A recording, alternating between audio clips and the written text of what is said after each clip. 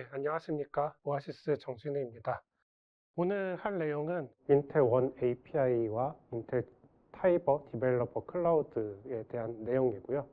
두 가지 솔루션을 사용을 해서 여러분들이 하시는 작업을 조금 더 효율적으로 할 수 있게 도움이 될 수 있는 그런 내용을 담았으니까 들어주시면 감사하겠습니다. 오아시스는 인텔 원 API하고 이제 타이버 디벨로퍼 클라우드 관련해서 파트너사로 이제 소개를 하는 역할을 계속 몇 년 정도 계속 진행을 하고 있습니다. 그래서 크게 두 가지 내용이고요. 이제 원 API에 대해서는 저희가 이제 이 오셔TV 플랫폼을 통해서 여러 번 이제 했던 내용들이라 좀 중복되는 내용이 있는데요. 이제 한 번 더 소개를 해드릴 거고요.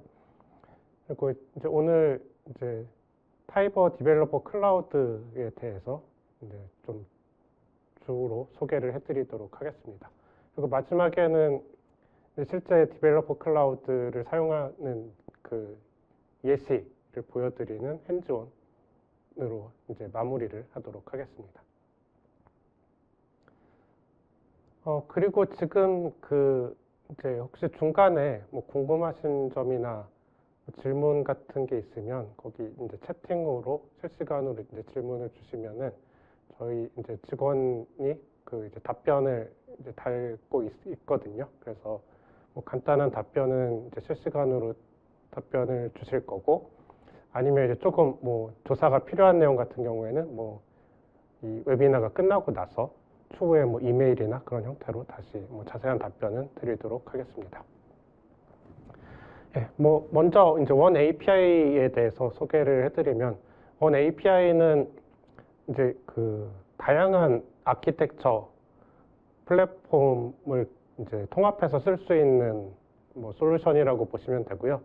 그래서 오른쪽에 그림을 보시면 CPU, GPU, FPGA 아니면 기타 다른 액셀러레이터 같은 여러 가지 장치들이 있는데, 현재 과거에 이제 사용하는 방식은 이제 CPU를 쓰기 위해서는 CPU에 맞는 소프트웨어를 써야 됐고, GPU를 쓰기 위해서는 또 GPU를 사용하기 위한 소프트웨어를 써야 됐고, 이런 식으로 각각 아키텍처 뿐만 아니라 이제 또 제조사에 따라서 서로 다른 그런 소프트웨어를 사용을 했어야 되는데, 이거를 이제 좀 통합을 해서 이제 모든 아키텍처에 대해서 쓸 수 있도록 좀 제공을 하는 그런 개념이라고 보시면 되겠습니다.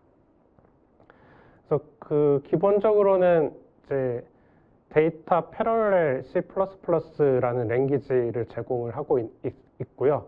이거는 오픈CL 기반의 이제 거의 시클 버전이라고 보시면 되고요. 이제 오픈CL을 사용해 보신 분들은 알겠지만, 이제 오픈CL 같은 경우에는 밑단의 백핸드를 통해서 인텔 제품뿐만 아니라 엔비디아, AMD 이런 제품들까지도 같이 쓸 수 있는 그런 버전이라고 보시면 되겠습니다. 그리고 이제 관련해서 라이브러리들도 제공을 하고 있습니다. 이거 자세한 내용은 뒤에 조금 더 소개를 해드리도록 하고요. 그 다음에 윗단에 미들웨어나 프레임워크로 이제 최근에 많이 사용하시는 텐서플로우, 파이토치 이런 기본적인 그런 프레임워크를 제공을 하고 있어서 사용하던 프레임워크를 그대로 쓰면서 아랫단에서 원 API가 동작을 하는 거니까, 사실 원 API를 새로 배워서 쓰지 않아도 이제 저런 이제 미들웨어나 프레임워크를 통해서 손쉽게 사용이 가능하다라고 보시면 되겠습니다. 그래서 이제 원 API는 이제 여러 가지 툴킷으로 구성이 되어 있는데요. 이제 본인이 하시는 업무에 따라서 맞는 툴킷을 설치를 하셔서 사용을 하실 수가 있습니다. 가장 기본적인 이제 베이스 툴킷에는 C++나 이제 시클 기반의 데이터 패럴렐 C++ 관련된 컴파일러라든가 라이브러리들 이런 기본적인 것들이 제공이 되고 있고요. 그 다음에 이제 그 스페시픽한 툴킷으로 이제 HPC 관련 툴킷, 뭐 IoT, 렌더링 관련된 툴킷이 있습니다. 그래서 뭐 예를 들어 HPC 관련된 거라고 하면 그 HPC 쪽에서는 포트란 언어를 현재도 쓰는 분야가 있죠. 그래서 포트란 컴파일러를 제공을 하고 있고, 병렬화 관련해서 오픈MP나 MPI 이런 이제 솔루션들이 포함이 되어 있다고 보시면 됩니다. 그리고 최근에는 이제 뭐 AI 관련해서 AI 애널리틱스 툴킷이라든가 오픈비노 툴킷도 이제 설치를 하셔서 사용을 하실 수가 있습니다. 그래서 지금 이제 이 원 API라는 소프트웨어 자체는 그 무료로 제공이 되고 있고요. 그 다만 이제 뭐 기술 지원을 받거나 뭐 유지 보수를 원하시면은 그 인텔에 구매를 하셔서 사용을 하실 수가 있습니다.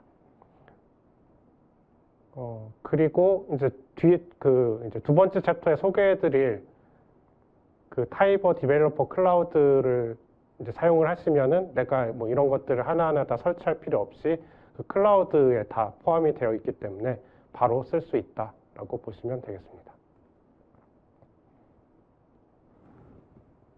예, 그래서 뭐 이제 그 베이스 툴킷이 가장 기본이고요. 베이스 툴킷을 깔면 이제 설치를 하면은 그 이제 C++ 관련된 이제 컴파일러나 뭐 라이브러리, 분석 도구 이런 것들이 포함이 되어 있고, 그 다음에 이제 다양한 아키텍처를 쓰기 위한 시클 기반의 데이터 패러렐 C++ 관련된 도구들이 포함이 되어 있습니다. 그리고 이제 기본적인 그 라이브러리들 몇 가지가 들어있고요. 오른쪽 그림에 진한 색으로 표시된 부분이 베이스 툴킷이라고 보시면 되고요.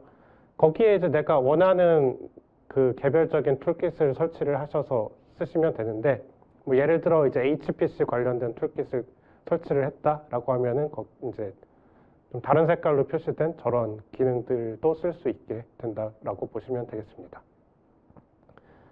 어쨌든 그 이제 목적은 이제 CPU, 뭐 GPU, FPGA, 기타 등등의 이런 디바이스들을 하나의 솔루션으로 통합해서 쓸 수 있게 된다라고 보시면 되겠습니다.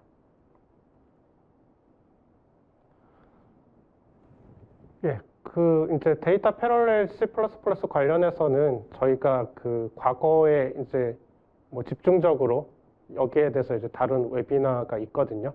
그래서 이제 검색을 해보시면은 조금 더 뭐 자세하게 좀 배우고 싶으신 분들은 그 영상을 참조하시면 될 것 같고요.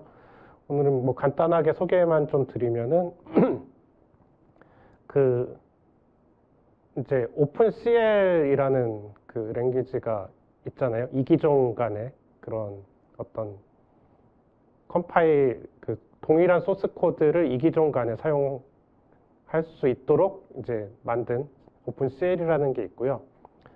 거기서 이제 그 크로노스 시클이라는 표준이 이제 생기게 됐고, 그걸 기반으로 이제 뭐 약간의 익스펜션이 더해진 버전이 DPC++라고 보시면 됩니다. 그래서 구조는 이제 맨 밑단에 시클 이제 C++ 런타임이 존재를 하고요.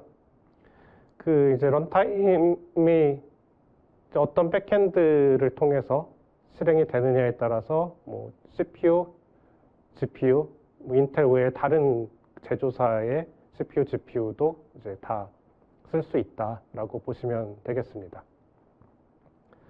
그리고 이제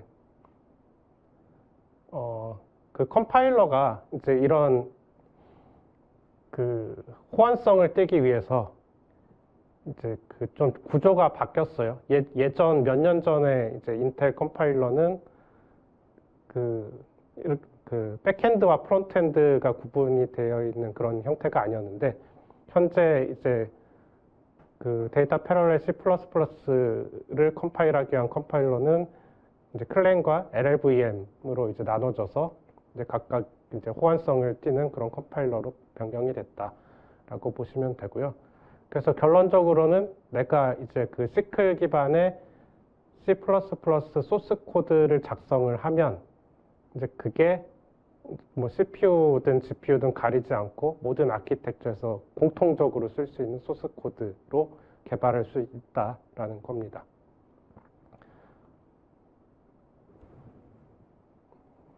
네, 그래서 그 과거에는 이런 이제 뭐 물론 오픈CL은 과거에도 존재를 했지만 그게 이제 백엔드를 지원을 안 하는 제품들도 많았고 이렇게 잘 활용이 되지 않았었는데 그래서 여기 뭐 쿠다라든가 쿠다는 엔비디아 GPU를 쓰기 위한 랭귀지고 그 다음에 힙이라는 랭귀지는 뭐 AMD GPU에서 쓸 수 있는 이런 제조사별로 따로따로 이런 랭귀지들을 활용을 했어야 됐는데 그러면 불편하잖아요. 내가 이제 엔비디아 GPU를 쓰다가 뭐 다음 제품으로 뭐 AMD GPU로 바꾸거나 아니면 뭐 인텔 제품으로 바꿨는데 그러면은 그 소스 코드를 다 수정을 해야 되는 상황이 벌어지는 거죠. 그래서 이제 인텔의 모델은 이제 하나의 소스 코드를 개발을 해놓으면 그거를 모든 제품군에서 쓸 수 있도록 그렇게 만든 거라고 보시면 되겠습니다. 뭐 그런 시도는 이제 여러 가지가 있었죠. 그래서 오픈ACC라는 게 있었고 오픈MP라는 것도 4.0 이후에 그 타겟이라는 디렉티브를 제공을 하면서 타겟에서 디바이스를 선택할 수 있게 그렇게 뭐 개발이 되기는 했는데 문제는 그거는 이제 오픈ACC나 오픈MP나 어쨌든 표준은 그렇게 개발이 되는데 결국에는 제조사의 그 디바이스에 실행이 되기 위해서는 밑단에 백엔드가 있어야 되는데 그게 현재까지는 특히 오픈ACC는 엔비디아에서밖에 지원이 안 되고요. 오픈MP는 그래도 뭐 엔비디아, AMD, 인텔 이런 제품군들을 다 지원을 할 수 있는 상황입니다. 그래서 그 원API는 그 두 가지를 다 지원을 해요. 오픈MP도 지원을 하고요. 그 다음에 시클 기반의 데이터 패러렐 C++ 랭귀지도 지원을 합니다. 그래서 이제 두 가지 제품을 쓰게 되면은 솔루션을 쓰게 되면 뭐 엔비디아나 AMD나 인텔을 가리지 않고 모든 그 디바이스에서 다 활용이 가능하다라고 보시면 되겠습니다. 뭐 이제 두 가지의 특징을 좀 보면은 이제 어쨌든 그 오픈MP는 이제 C랑 C++랑 포트란 언어에 대해서 사용을 하실 수가 있고요. 이제 시클 같은 경우에는 C++ 랭귀지에서만 사용을 할 수가 있습니다. 그래서 뭐 내가 이제 가지고 있는 코드가 뭐 옛날 C 코드라든가 포트란 코드인 경우에는 아무래도 오픈MP를 쓰는 게 조금 더 편하겠죠. 대신에 이제 오픈MP는 아무래도 그 하이 레벨이라서 약간 그 좀 로 레벨에서 튜닝이 그 완벽하게 되지는 않죠. 그래서 조금 더 로 레벨로 좀 작성을 하고 싶다라고 하면은 이제 시클 버전을 사용을 하시면 되겠습니다.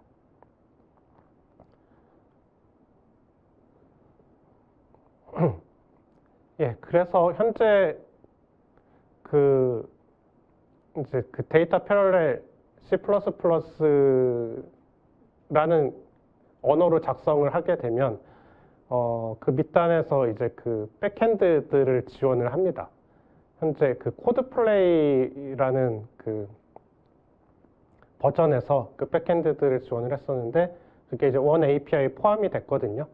내가 이제 뭐 별도로 설치를 안 하고 원 API만 설치를 하시면은 거기 이제 제품에 포함이 돼 있어요. 백엔드들도.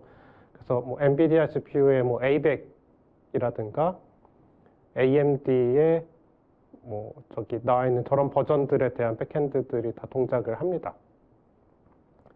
그래서 뭐 그건 이제 자세한 정보는 이제 저 링크를 참조를 하시면 되고요. 그래서 내가 이제 그 가지고 있는 디바이스에서 사용이 가능한지 뭐 백엔드가 존재를 하는지 그런 것들을 좀 살펴보시긴 해야 되는데 어쨌든 대부분의 제품군을 지원을 한다라고 보시면 되겠습니다. 그래서 관련해서 그러면 그 네이티브하게 예를 들어 이제 엔비디아 쿠다로 작성을 한 소스 코드와 그 이제 시클 버전으로 작성한 소스 코드가 있을 때 이게 성능이 차이가 나면 안 되잖아요. 그래서 이제 테스트를 한 자료인데요. 이렇게 여러 가지 알고리즘에 대해서 이제 그 네이티브한 쿠다 코드랑 그 다음에 시클로 작성한 코드의 성능을 비교를 한 거예요. 그래서 보시면은 이제 쿠다를 1.0으로 이제 레퍼런스를 잡았을 때 뭐 1보다 크면은 이제 오히려 시클이 성능이 좋은 거고 1보다 작으면은 성능이 약간 떨어지는 건데 뭐 한 10% 내외에서 거의 유사하게 나오는 거를 보실 수가 있죠. 그래서 뭐 쿠다 언어에 비해서 시클 버전, 그러니까 데이터 패럴렐 C++도 성능이 나쁘지 않다라는 것을 확인을 하실 수가 있습니다. 관련해서 테스트 환경은 제온 CPU와 엔비디아 A100 GPU 카드를 사용한 환경입니다. 쿠다 버전은 11.7이고요. 이제 링크에 보시면은 관련된 이제 그 자료를 찾아보실 수가 있습니다. 그러면 그 또 약간 뭐 좋은 건 알겠는데 시클을 공부를 해야 되냐라는 문제가 있잖아요.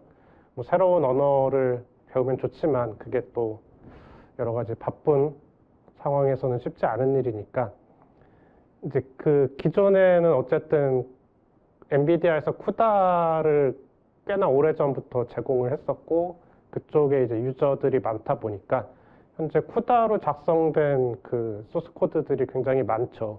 그래서 그런 것들을 그러면 시클로 다 바꿔야 되는데 결론적으로는 그러려면은 그게 코드를 재개발을 해야 되는 상황이잖아요.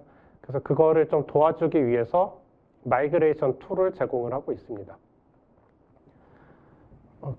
그래서 이거 관련해서도 이제 자세한 내용은 이제 과거 세미나에서 찾아보실 수가 있는데요.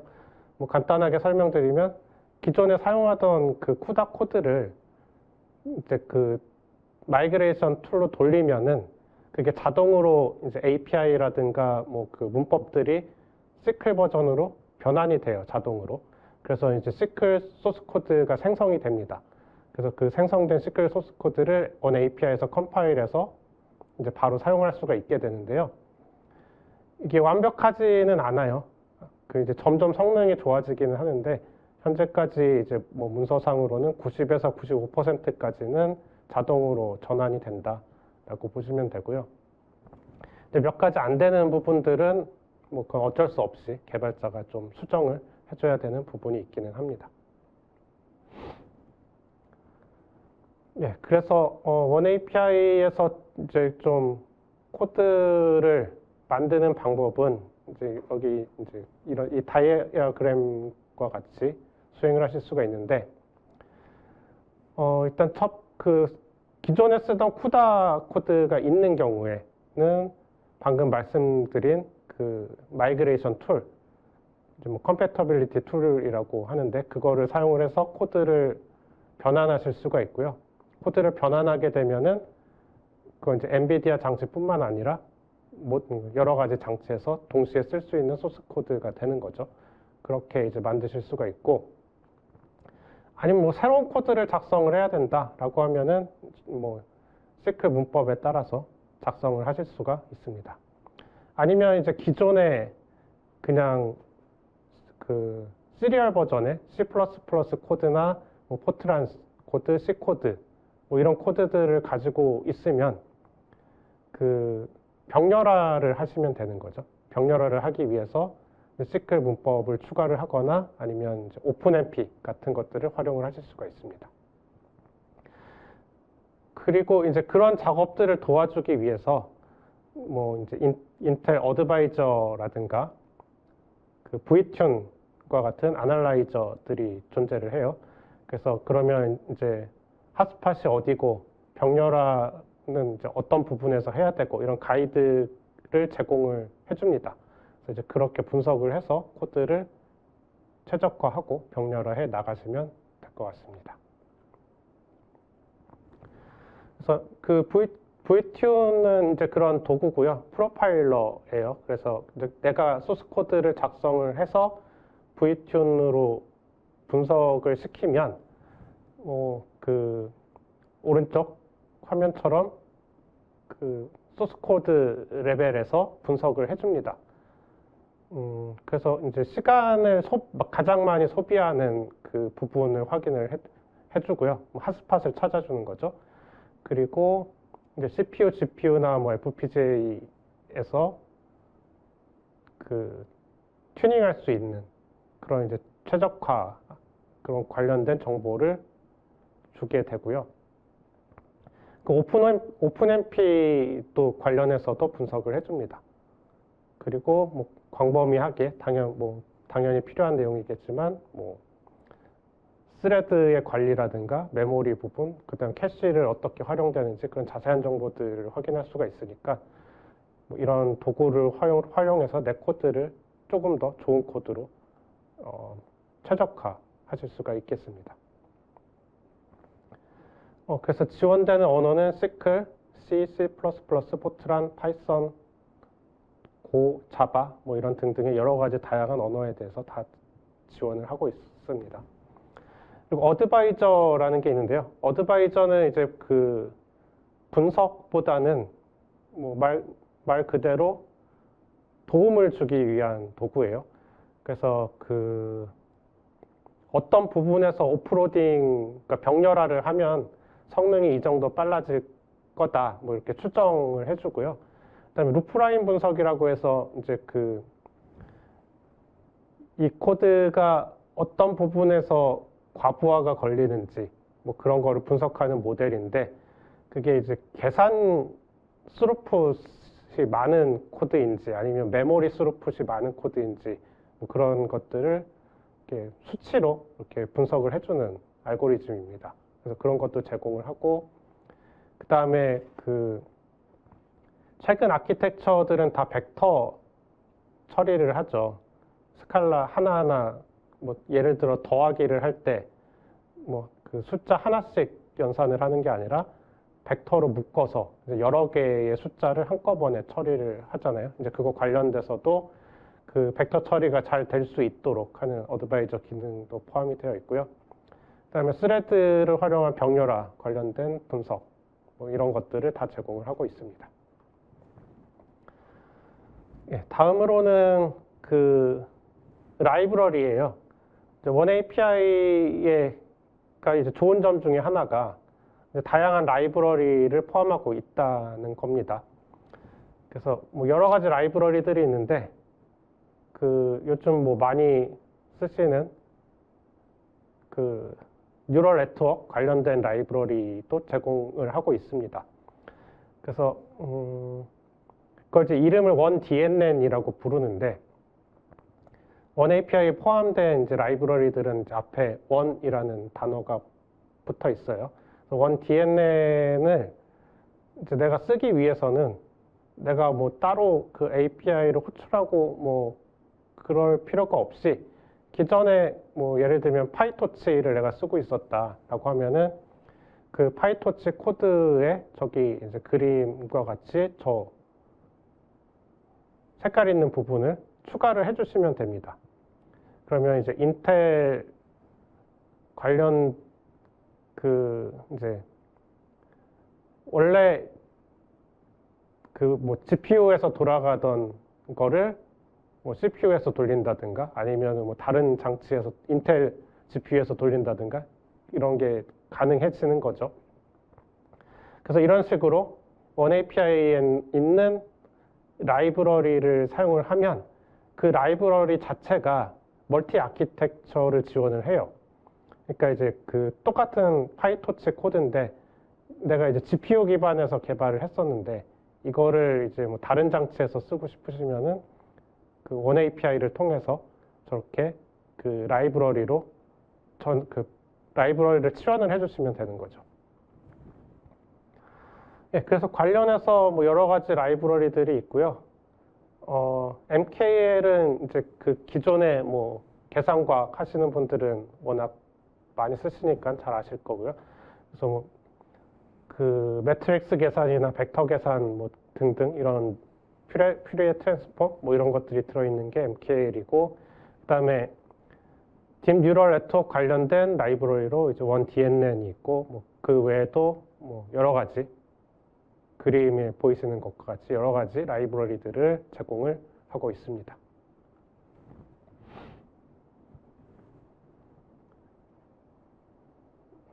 예, 여기는 이제 HPC 관련된 이제 라이브러리 소개고요. 이제 원MKL 안에 이제 어떤 것들이 들어있는지 뭐 참고하시면 될 것 같습니다.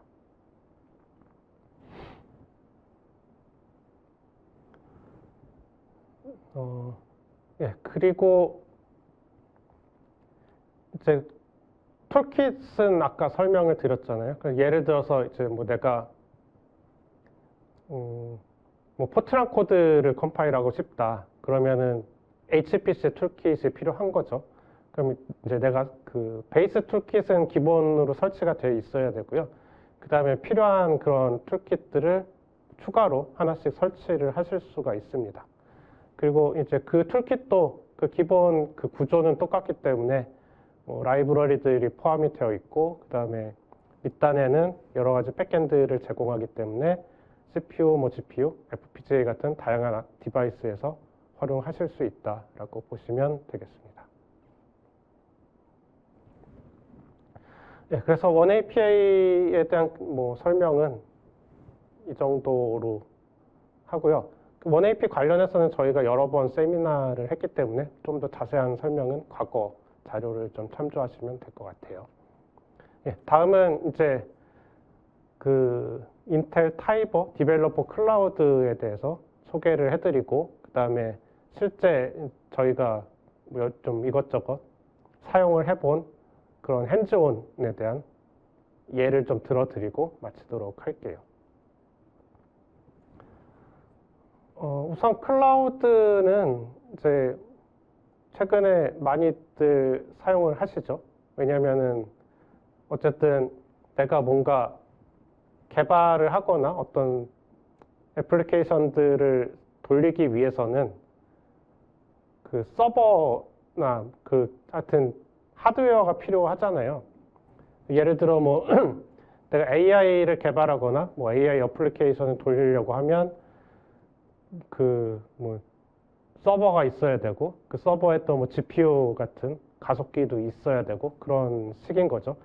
그러면 클라우드를 사용하지 않는다라고 했을 때는 그거를 일단 하드웨어로 구매를 해야 되고, 하드웨어를 사용하려면 뭐 하드웨어를 놓을 수 있는 공간도 있어야 되고, 그 다음에 하드웨어만 산다고 끝나는 게 아니죠. 그러면 그 하드웨어에다가 내가 쓸 수 있는 관련된 뭐 소프트웨어들을 또 다 설치를 해줘야 되잖아요.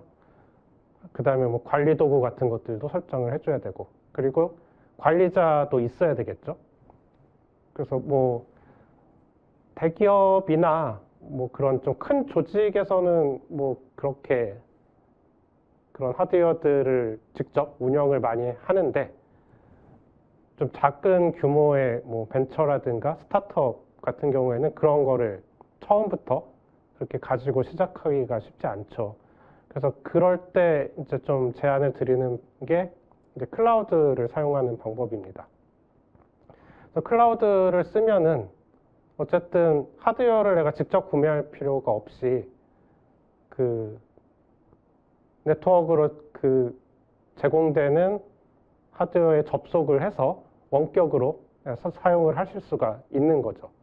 그래서 장점은 소프트웨어 설치를 따로 하실 필요가 없어요. 그 안에 이제 그 인텔 클라우드 같은 경우는 원API라는 방금까지 이제 열심히 설명드렸던 그런 이제 솔루션이 안에 들어있기 때문에 내가 따로 뭘 이렇게 설치를 할 필요가 없습니다.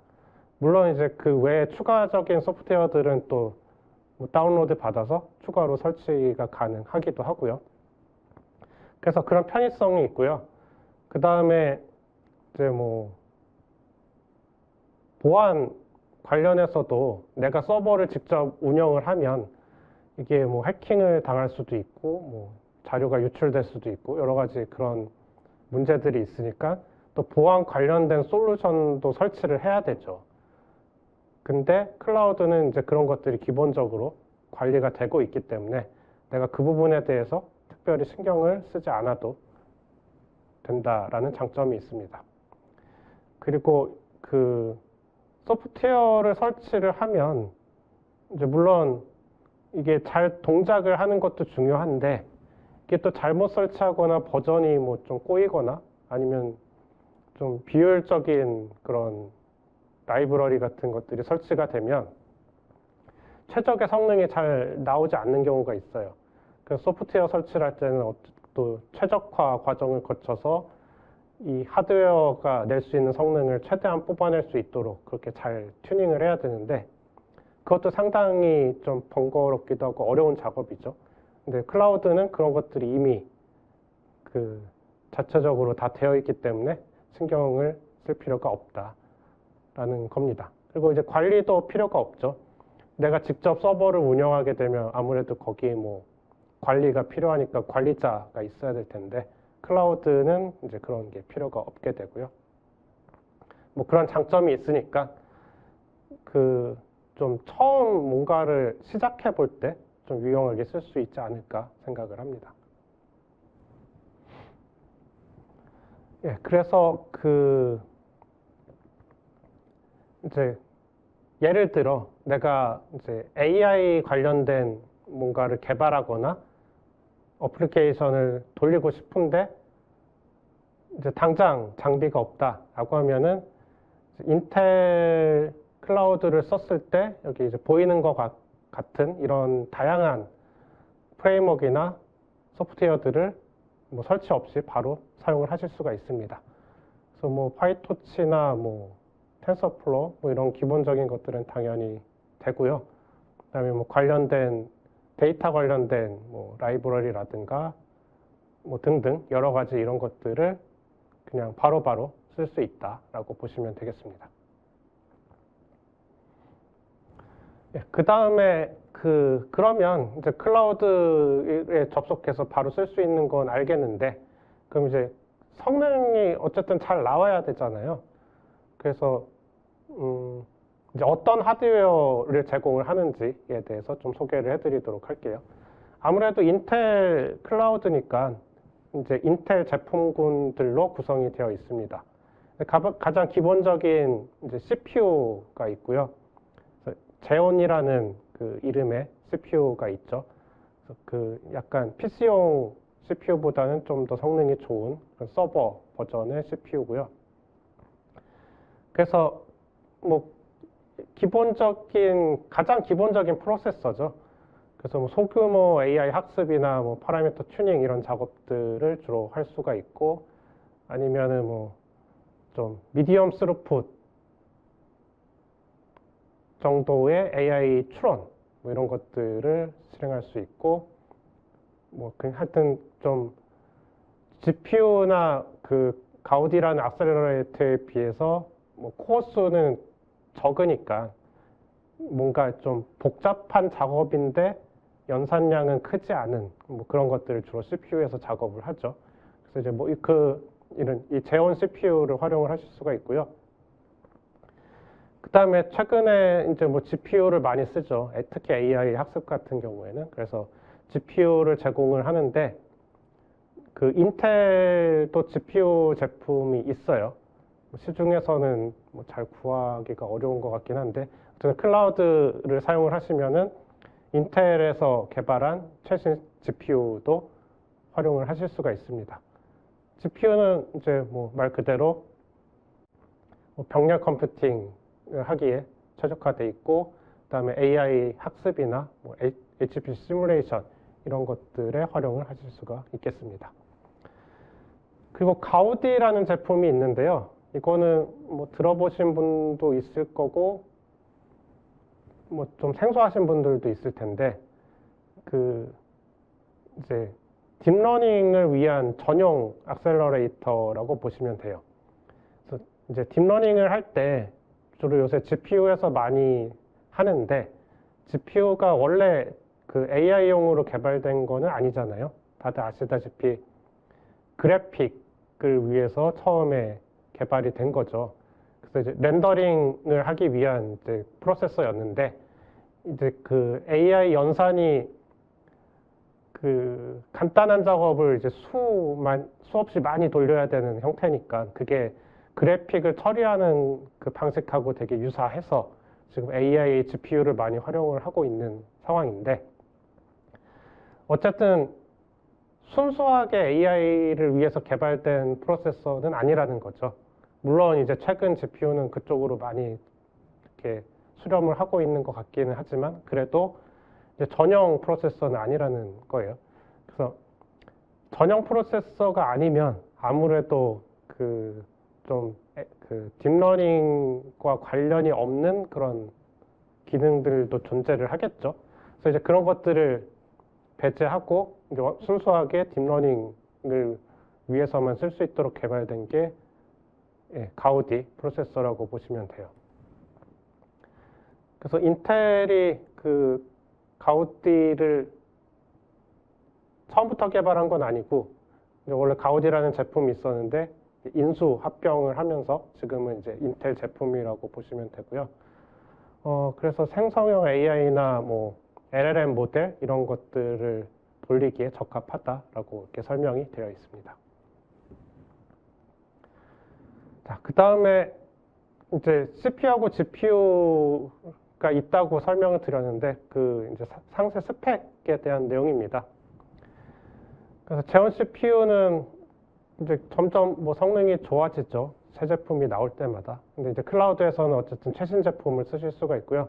현재 이제 맥스 시리즈라는 이름으로 이제 성능이 상당히 좋은 CPU가 있습니다. 그 CPU를 쓰실 수가 있고요. 코어가 56개로 되어 있고, 그리고 HBM2가 탑재돼서 64GB HBM이 있으니까 아무래도 그 메모리 대역폭이 그 옛날 기존 CPU보다는 좀 커졌다라고 보시면 되겠습니다.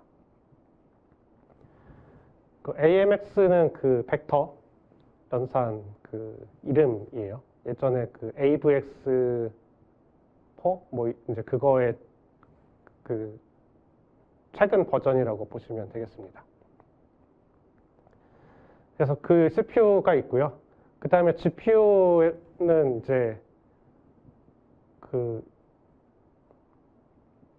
뭐 엔비디아 GPU가 가장 많이 쓰는 GPU긴 한데 인텔에서도 어쨌든 GPU 제품을 뭐 이렇게 출시를 하고 있어요. 그래서 인텔에서 만든 최신 GPU 제품이고요. 이제 그 Xe 코어라는 이제 코어로 구성이 되어 있고 Xe 코어가 이제 128개가 있어서 대략 이론 성능은 그 FP64 기준으로 52 테라플롭스 정도가 됩니다. 그래서 뭐 이론 성능만큼 뭐 내 어플리케이션이 다 나오는 건 아니지만 어쨌든 이론 성능 자체는 뭐 엔비디아 GPU 제품군과 비교를 해보시면은 뭐 그렇게 크게 떨어지는 성능은 아니다라고 확인을 하실 수가 있을 거예요. 그 다음에 이제 캐시, 뭐 L1 캐시, L2 캐시 뭐 이렇게 구성이 되어 있고 그리고 이제 HBM2가 마찬가지로 장착이 되어 있습니다.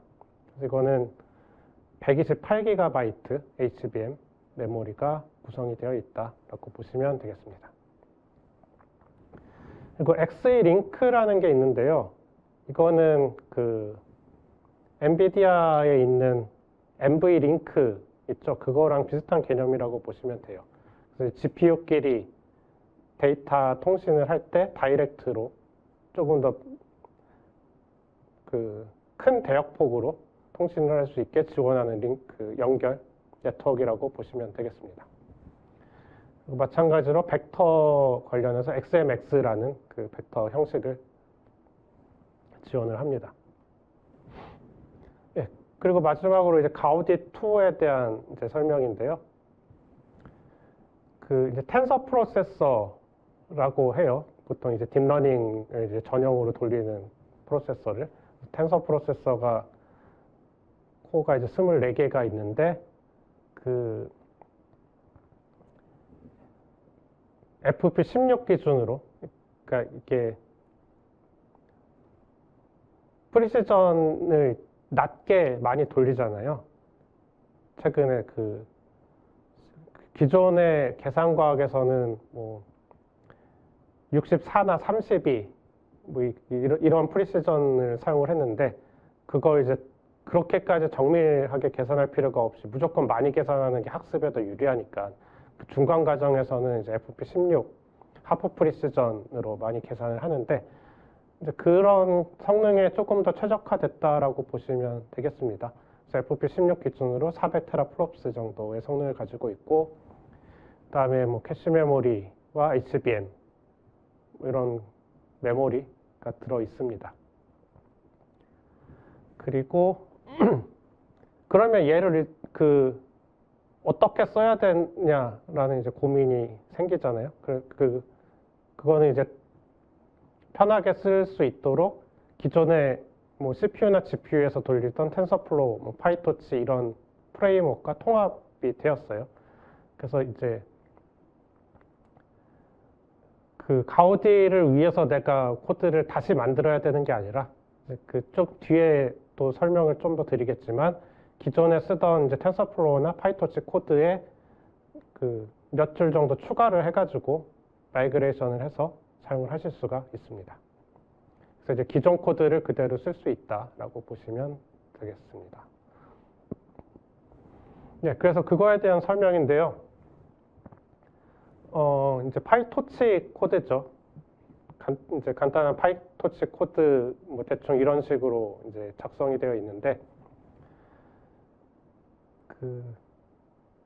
이제 저기 이제 임포트 부분에서 하바나 프레임워크 토치라는 그 모듈을 불러오죠. 저게 이제 무슨 역할을 하는 거냐면은 기존에 이제 GPU 기반으로 돌아가던 API들을 그 가우디에서 돌아가도록 이렇게 치환을 해주는 역할이라고 보시면 돼요. 그래서 저 모듈을 부르고 그 다음에 아래쪽에 보면은 HT Core Mark라는 이제 저 문구가 보이시죠? 그래서 저 문구를 사용하게 되면은 이제 저 중간에 있는 그 스텝이 돌아갈 때 이제 가우디에서 실행이 되는 그 로레벨의 함수들로 치환이 됩니다. 네, 그래서 이제 API를 호출을 이제 대체해주는 역할이라고 보시면 돼요. 그래서 뭐 코드를 다 수정할 필요가 없이 이제 기존 뭐 GPU에서 쓰던 코드에서 저 정도 수정을 하시면은 간단하게 쓰실 수 있다라고 보시면 되겠습니다.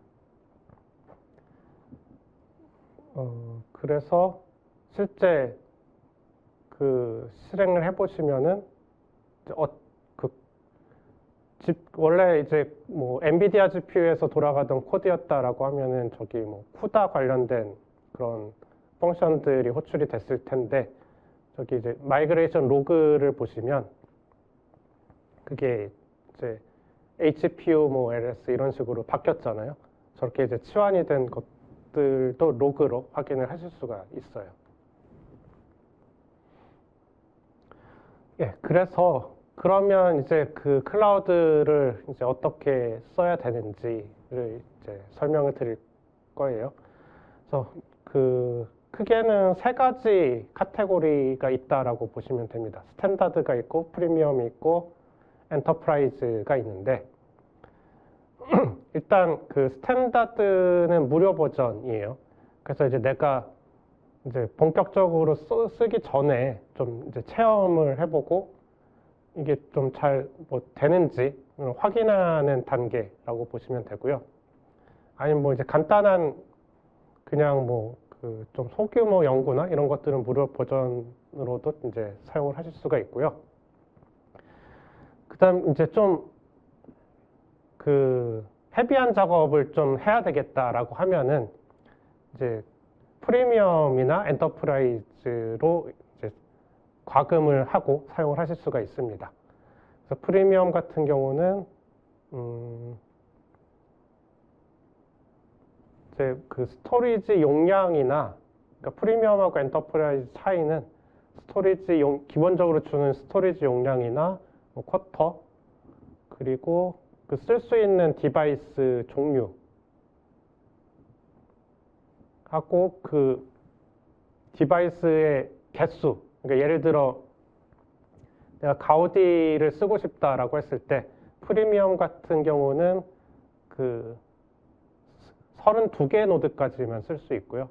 조금 더 내가 큰 작업을 돌려야 된다라고 했을 때는 엔터프라이즈로 넘어가시게 되면 이제 64 이상 노드까지도 사용을 하실 수가 있습니다. 그리고 기술 지원 관련해서도 조금 차이가 있어요. 프리미엄은 그 내가 이제 어떤 기술적인 문제를 문의를 했을 때 인텔에서 이제 엔지니어가 대응을 해주는 게 그 이제 일단 뭐 휴일 빼고 평일 8시부터 5시까지 이렇게 대응을 한다라고 보시면 되고요. 이건 이제 미국 시간 기준이긴 하겠죠. 근데 이제 엔터프라이즈는 그 24시간 그 실시간으로 계속 대응을 하는 뭐 서비스가 좀 더 좋다라고 보시면 되겠습니다. 예. 그리고 이제 이 클라우드에 내가 접근하기 위한 그런 프로토콜에 대한 설명인데요. 기본적으로 당연히 SSH로 접속을 하실 수가 있고, 그리고 뭐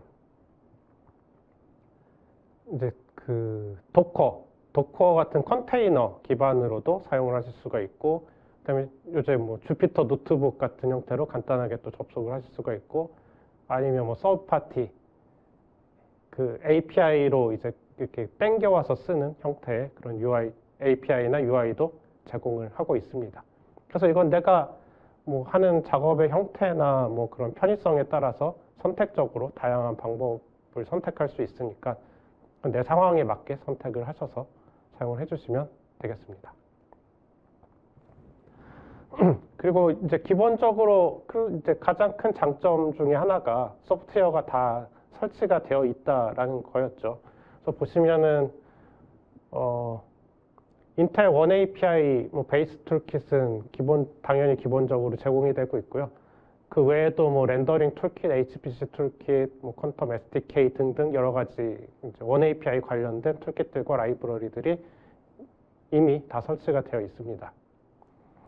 그리고 이제 AI 관련해서도 이제 뭐 오픈 비노라든가 파이토치, 뭐 텐서플로우 등등 여러 가지 이제 많이 쓰시는 그런 프레임워크들을 다 제공을 하고 있어서 별도로 설치할 필요 없이 접속해서 바로 사용이 가능하다라고 보시면 되겠습니다. 그리고 뭐 최근에 많이 쓰는 이제 LLM 관련된 그런 모델들도 제공을 하고 있다라고 보시면 됩니다. 네, 그리고 이거는 이제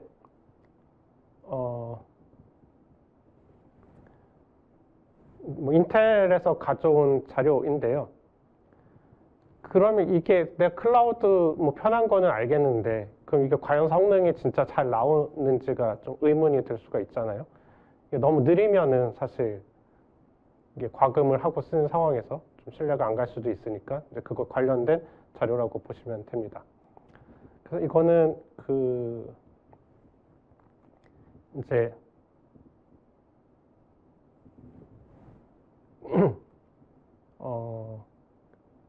엔비디아 A100에서 이제 돌렸을 때랑 그 다음에 클라우드에 접속해서 가우디를 썼을 때 뭐 비교를 한 자료고요. 뭐 A100이니까 좀 전 버전 GPU긴 한데 어쨌든 이제 자료를 보시면은 특히 그 뭐 추론 인퍼런스 관련해서는 가우디가 상당히 A100보다는 성능이 잘 나오는 것을 확인을 하실 수가 있습니다. 뭐 자세한 내용은 저기 이제 링크를 참조를 하시면 될 것 같고요. 어쨌든 성능이 나쁘지 않다. 뭐 그런 자료입니다. 자, 그러면 이제 그 실제로 그러면 어떻게 써야 되는지를 이제 좀 보여드리고 그 웨비나가 끝나고 참고하셔서 이제 실제로 이제 계정을 만드시고 뭐 이렇게 좀 활용을 해보실 수가 있거든요. 그래서 이제 그 관련된 예제를 좀 보여드리도록 하겠습니다. 그래서 이제 크게 4가지 내용인데요. 처음에 어카운트를 만들어야겠죠. 그래서 이제 그것부터 소개를 해드리고요. 그 다음에 어카운트 종류가 이제 아까 3가지가 있었으니까 그걸 이제 어떻게 쓰는지에 대한 설명이 있고요. 그 다음에 이제 그 타이버 디벨로퍼 클라우드에 대한 대략적인 그 설명을 해드리고 관련해서 이제 시클 코드를 컴파일하는 부분, 그 다음에 뭐 런타임에서 그 디바이스가 지금 뭐 CPU, GPU, 뭐 가우디 이렇게 있다라고 했잖아요. 그럼 이제 내가 원하는 장치를 선택을 할 수가 있어요. 그래서 그 선택을 하고 뭐 디버그 하는 뭐 그런 이제 부분을 설명드리고, 그 다음에 마지막은 그 기존에 쓰던 코드를 가우디2에서 실제로 이제 어떻게 돌리는지에 대한 설명으로 마무리를 하도록 하겠습니다. 예, 그래서 그 웹 주소는 이제 뭐 console.cloud.intel.com 이고요. 여기 접속을 하시면은 처음에 뭐 로그인 화면이 나옵니다. 그래서 이제 계정이 없으시면은 계정을 만드셔야 되겠죠. 그래서 이 화면에서 만드시면 되는데, 이제 계정을 이제 생성을 하시는 메뉴로 들어가면은 여기 이제 뭐 이메일 주소랑 뭐 랭귀지, 뭐 지역, 뭐 이런 이제 필요한 정보들을 입력을 하시고 그 뭐 약관에 동의를 한 다음에 계정 생성을 클릭을 하시면 됩니다. 그러면 여기 입력했던 이메일로 그 뭐 코드 같은 게 하나 올 거예요. 그러면 이제 그 이메일을 확인해서 거기 이제 그 전달된 코드를 여기 창에 다시 입력을 해주시면은 뭐 간단하게 계정 생성이 됩니다. 뭐 흔하게 뭐 계정 생성하는 방법이죠. 그 다음에 이제 뭐 약관 관련돼서 뭐 이렇게 쭉 설명이 있고, 이제 어쨌든 뭐 동의를 해야 사용을 하실 수가 있습니다. 그리고 이게 이제 처음에 계정만 만들면 사용이 되게 제한적이거든요. 그래서 예를 들면은 이제 주피터 노트북을 쓰려면 이제 기본 생성했을 때 그 기능이 활성화가 안 돼 있어요. 그래서 이제 너무 제한적이기 때문에 그래도 조금 이것저것 써보시려면은 이제 크레딧 쿠폰이라고 처음에 무료로 발급을 해주는 게 있거든요. 저기 이제 써 있는 이메일로 그 요청을 하면 거기 이제 메뉴에 설명은 되어 있어요. 저 이메일로 요청하라라고. 그래서 이제 저 이메일로 요청을 하면은 이제 그 쿠폰 번호가 와요. 16자리인가? 하여튼 그 쿠폰 번호가 오거든요. 그래서 그 쿠폰 번호가 오면은 그 내 계정 정보에서 그 쿠폰 번호를 입력하실 수가 있어요. 그러면은 그게 활성화가 되거든요. 이제 조금 더 그럼 다양한 기능을 쓸 수 있다라고 보시면 되겠습니다. 그래서 어쨌든 이런 식으로 해서 로그인을 하시면 여기 이제 웹브라우저에서 뭐 이런 메뉴가 보이는데요. 일단 이제 3가지 메뉴가 크게 있어요. 런이 있고, 이벨류에이션이 있고, 디플로이가 있는데요. 예, 그 중간에 있는 이제 저 메뉴를 선택을 하면 그 내가 좀 자원을 신청해 볼 수 있어요. 그러니까 그 무료 버전에서는 이제 자원도 되게 제한적인데 최신 CPU나 GPU를 좀 써보고 체험을 해보고 싶다라고 하면 이제 저기 내가 제한을 할 수 있거든요. 저 메뉴로 들어가서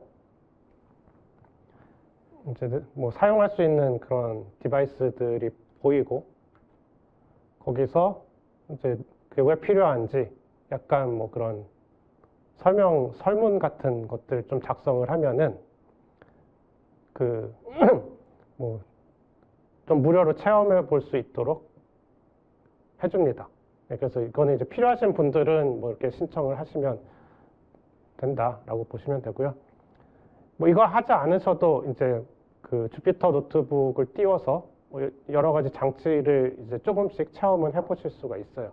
근데 이거는 이제 조금 더 그 장치를 좀 독점적으로 한번 좀 써보는 그런 기회가 되니까 뭐 필요하신 분들은 신청을 하시면 되겠습니다.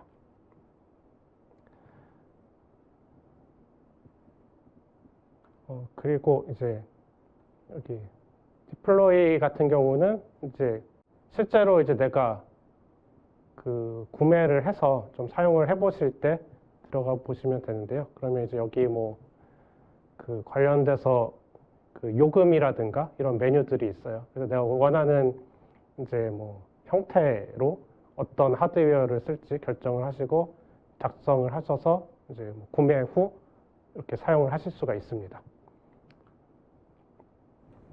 네, 그래서 이제 두 가지 그런 게 있고요. 그건 이제 사실 좀 나중 내용이고 처음에는 내가 좀 체험을 해봐야 되잖아요. 그래서 이제 처음에 그냥 좀 따라하기 같은 이제 좀 퀵 스타트 같은 메뉴가 저 런 부분이라고 보시면 되겠습니다. 저거를 이제 클릭을 해보시면은 여기서 이제 그 두 가지 장치를 써보실 수가 있어요.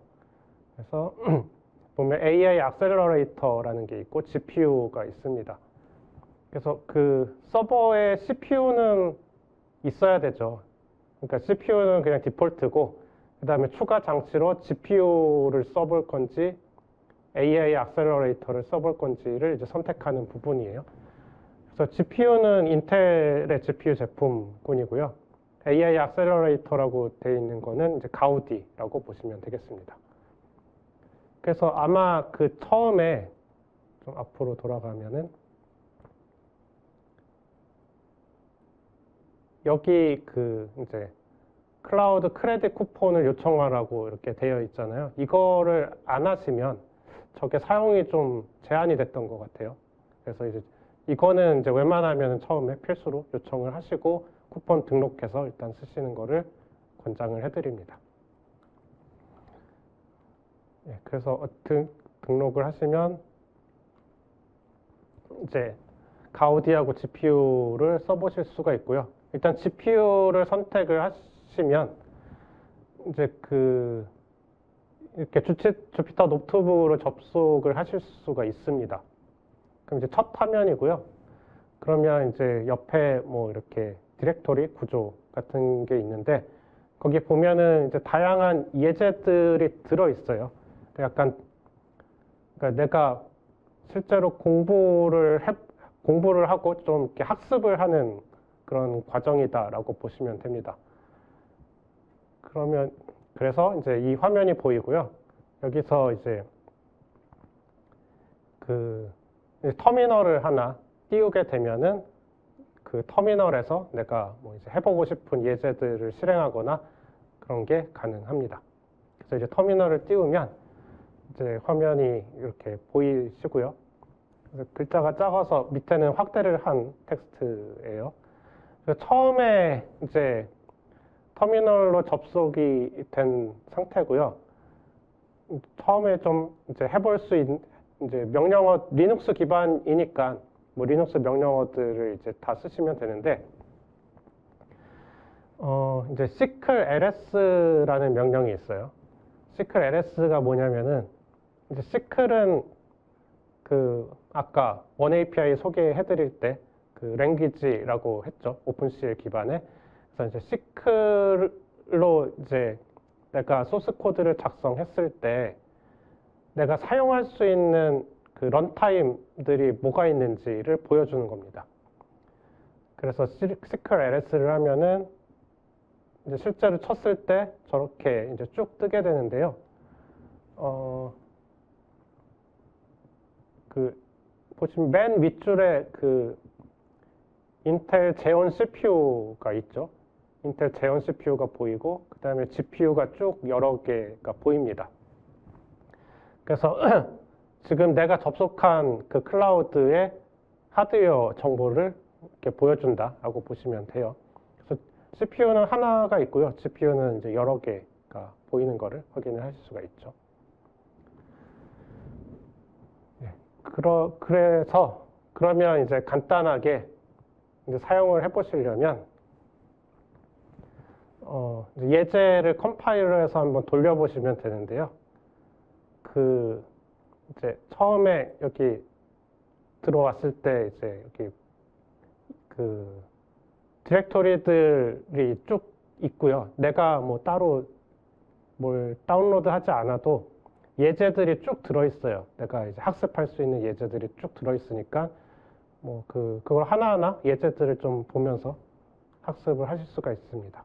그래서 그 중에 이제 가장 간단한 예제 중에 하나가 그 벡터 에디션이라는 예제인데요. 거기 이제 접속하셨을 때 트레이닝이라는 디렉토리 밑에 뭐 HPC 뭐 쭉쭉쭉 그 경로에 cyclevector.add.cpp라는 파일이 있습니다.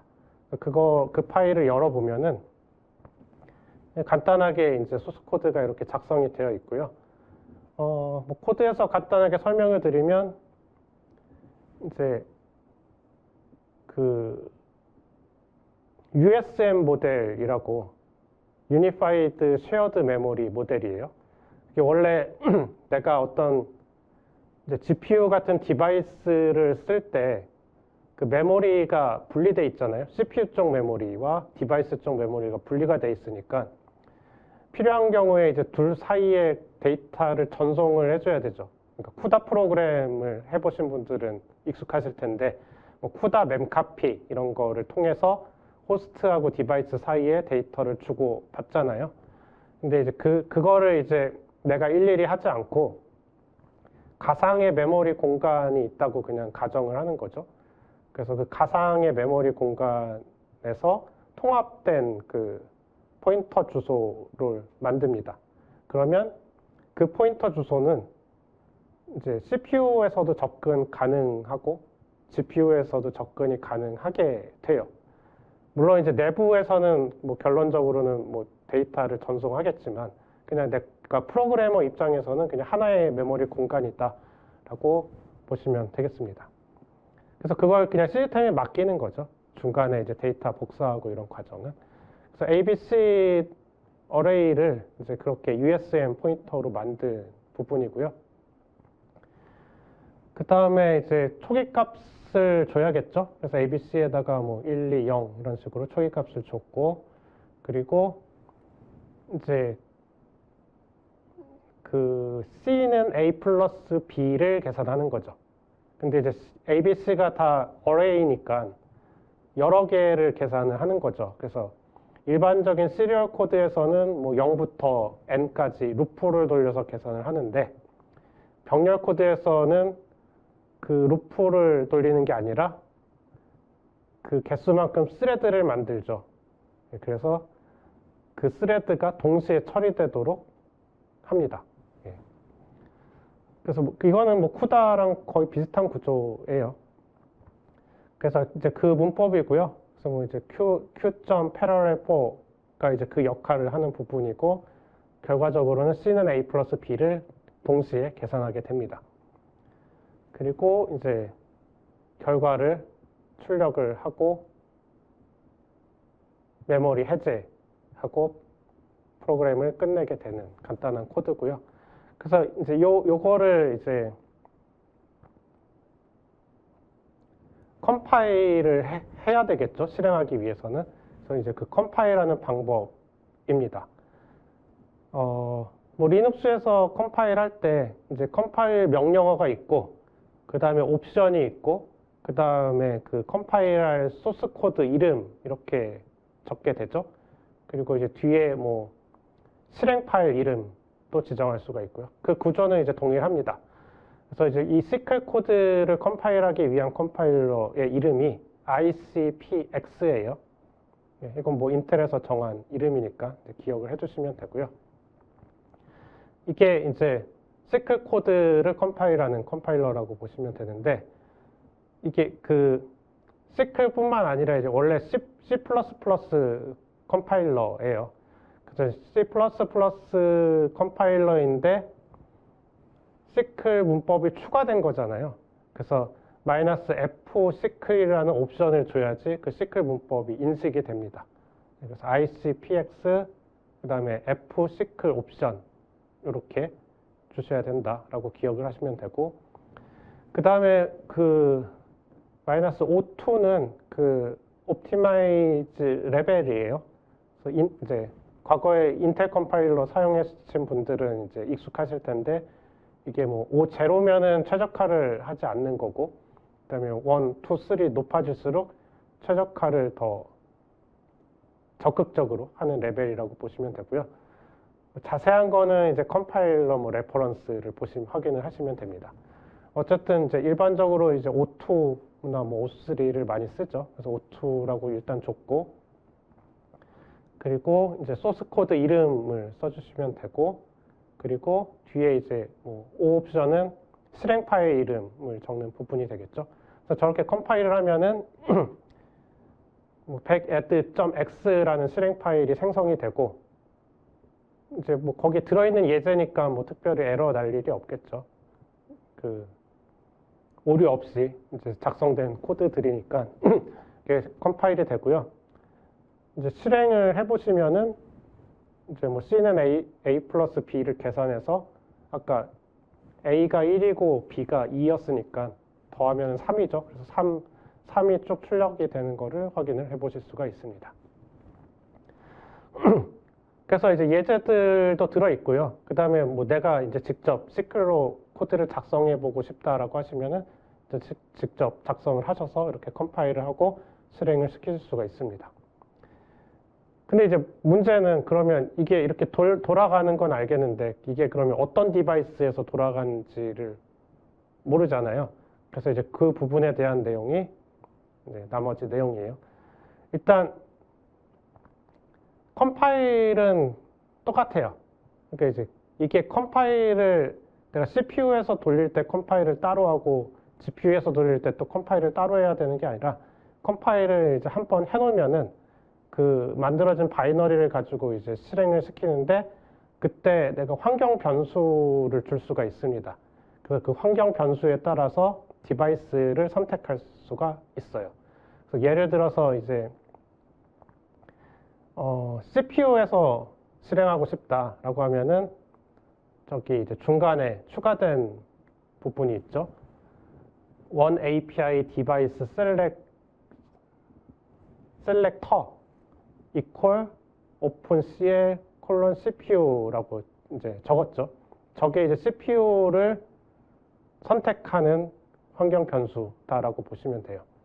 그 다음에 사용할 수 있는 하드웨어는 아까 처음 화면은 여기서 이제 리스트가 나왔잖아요. 그래서 여기 시클 LS를 했을 때 보이는 디바이스를 내가 선택할 수가 있게 되고요. 그래서 이 중에 내가 원하는 디바이스를 저 환경 변수를 통해서 선택을 하시면 됩니다. 그리고 이제 저렇게 쓸 수가 있고요. 아니면은 이제 그 숫자 인덱스 번호를 쓸 수도 있어요. 그 여기 시클 LS에서 이제 순서가 있잖아요. 그 맨 첫 번째 게 0번이에요. 0번부터 이제 1, 2, 3, 4 이렇게 인덱스가 있다라고 보시면 되는데요. 그럼 CPU가 맨 위에 있었으니까 CPU가 0번이겠죠. 그래서 OneAPI 디바이스 셀렉터는 OpenCL 0이라고 이렇게 적으면 이것도 마찬가지로 CPU에서 실행이 되게 됩니다. 자, 그 다음에 이제 뭐 CPU랑 0은 알겠는데 그럼 중간에 OpenCL은 뭔가? 라는 생각이 들죠. 그게 이제 그 백핸드예요. 그래서 그 디바이스를 실행하려면은 그 하드웨어에 맞는 백핸드가 있어야 되는데요. 그 백핸드가 꼭 한 가지일 필요는 없어요. 그러니까 똑같은 장치를 돌리더라도 이제 여러 개의 백핸드가 있을 수가 있습니다. 그래서 OpenCL은 이제 보통 그 오픈CL 기반으로 만들어진 표준 백엔드라고 보시면 되고요. 그래서 뭐 CPU나 GPU나 뭐 다른 제품 돌릴 때 대부분 이제 오픈CL 백엔드를 사용을 하는데, 이제 그 인텔에서 자체적으로 개발한 백엔드도 있습니다. 그게 이제 레벨 제로라는 백엔드인데, 아무래도 그 인텔에서 이제 자기 제품에 맞게 최적화를 한 거니까 뭐 조금 오픈CL 표준 백엔드보다는 성능에서 좀 유리할 수도 있습니다. 그 이제 코드에 따라서 뭐 성능 차이는 좀 테스트를 해보시면 되는데요. 어쨌든 이제 두 가지 중에 선택을 하실 수가 있다라고 보시면 됩니다. 그래서 레벨 제로를 사용하기 원하면은 저기 오픈CL이 들어간 자리에 레벨 제로를 대신 쓰시면 돼요. 그리고 이제 GPU를 쓸 때는 CPU 대신 이제 GPU라고 저렇게 쓰실 수도 있고요. 아니면은 그 이제 인덱스를 주셔도 되죠. 0번이 이제 CPU고 1번부터는 GPU니까 그 오른쪽 맨 하단에 보시면은 이제 오픈CL 콜론 이제 1 이렇게 돼 있죠. 그러면 이제 1번 GPU에서 실행을 하는 거다라고 보시면 돼요. 아무튼 이런 식으로 내가 디바이스를 선택을 하실 수가 있습니다. 예, 그리고 이제 뭐 오늘 핸즈온에는 이제 없는데, 내가 이제 기존에 쿠다 코드를 가지고 있었다라고 하면은 쿠다 코드를 이제 그 클라우드에 업로드를 한 다음에 그 이제 마이그레이션 툴도 들어있거든요. 그건 이제 자세한 설명은 이제 그것도 마찬가지로 과거 세미나에 있는데, 그 이제 툴을 이용을 하면은 쿠다 코드를 시클 코드로 변환을 해서 컴파일해서 실행이 가능합니다. 예, 그렇게 참고하시면 될 것 같고요. 그 다음 예제는 이제 가우디를 쓰는 예제예요. 그래서 처음에 선택 화면에서 이제 GPU 대신에 AI 액셀러레이터를 선택하시면은 예, 가우디를 쓸 수 있는 환경으로 접속이 됩니다. 그래서 가우디에 대한 정보를 이제 조회할 때 쓰는 명령어가 HLSMI라는 명령이고요. 그 이제 엔비디아 카드 쓰시는 분들은 엔비디아 SMI라는 명령어가 익숙하시죠? 그거랑 비슷한 거라고 보시면 되겠습니다. 그 이제 출력 화면 자체도 뭐 엔비디아 거랑 좀 유사해요. 그래서 저걸로 이제 그 가우디 카드 정보를 확인을 하실 수가 있고요. 그 다음에 가우디는 어쨌든 딥러닝 전용 프로세서니까 딥러닝 예제를 테스트를 해보실 수가 있겠죠.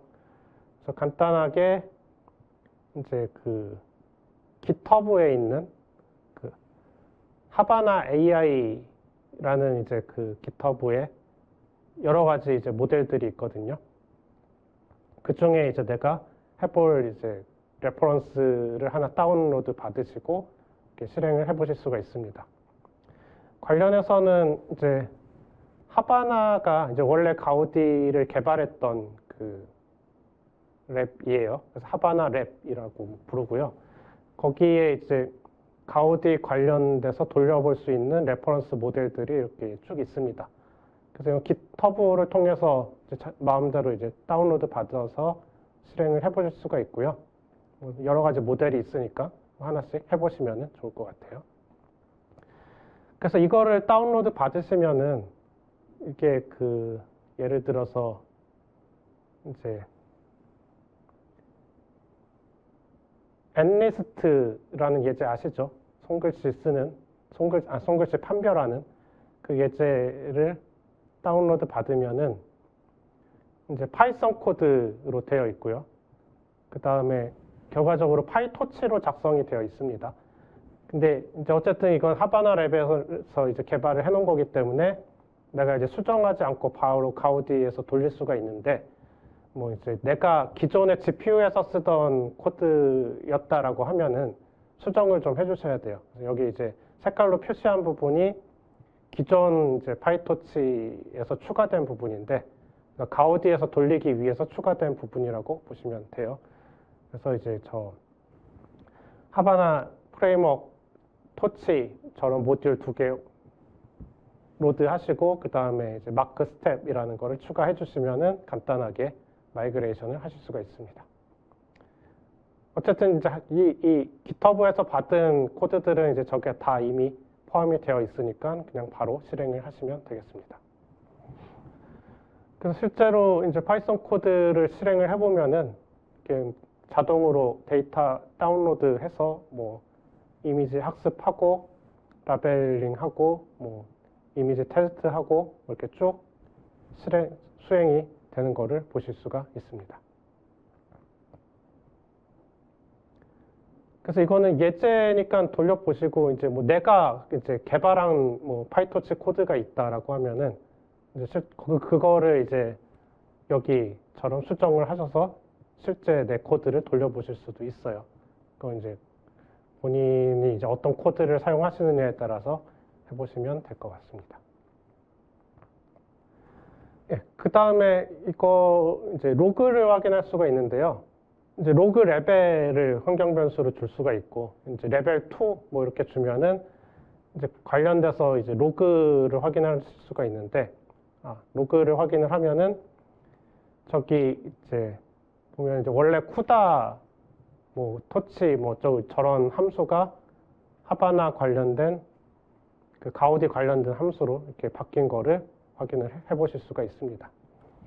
예, 그래서 이제 오늘 내용은 이제 여기까지고요.